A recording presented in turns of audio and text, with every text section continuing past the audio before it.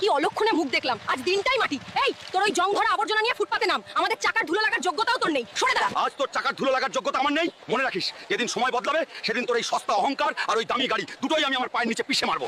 Manager সাহেব, এই গাড়িটার দাম কত? তোর মতো ভিখারির 7 জন্ম বিক্রি করলেও এর একটা চাকা কিনতে পারবি না। বের হও এখান থেকে, ছোট লোক কোথাকার।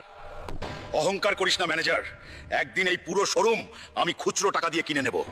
রাগের মাথায় তো বলে এলাম, কিন্তু এখন আমি এতগুলো টাকা কোথায় পাবো?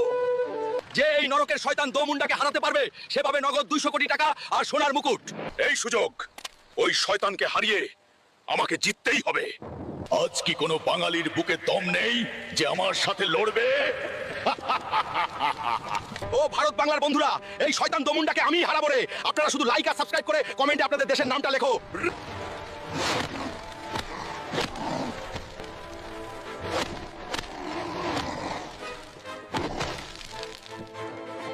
আমাদের বীর হাল্ক এই নরকের শয়তান দোমুন্ডাকে হারিয়ে জিতে নিয়েছে নগদ 200 কোটি টাকা আর এই সোনার মুকুট।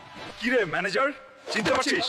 বলেছিলাম না তোর এই পুরো শোরুম আমি পকেটের খুচরো পয়সা দিয়ে কিনে নেবো। আজ থেকে এই শোরুমের মালিক আমি। আর ম্যাডাম, আজ তোমাদের ওই বাইক আমার গাড়ির চাকার ধুলোর যোগ্যও না। সস্তা আমি ছিলাম না, সস্তা ছিল তোমাদের ওই অহংকার। এবার রাস্তা ছাড়ো।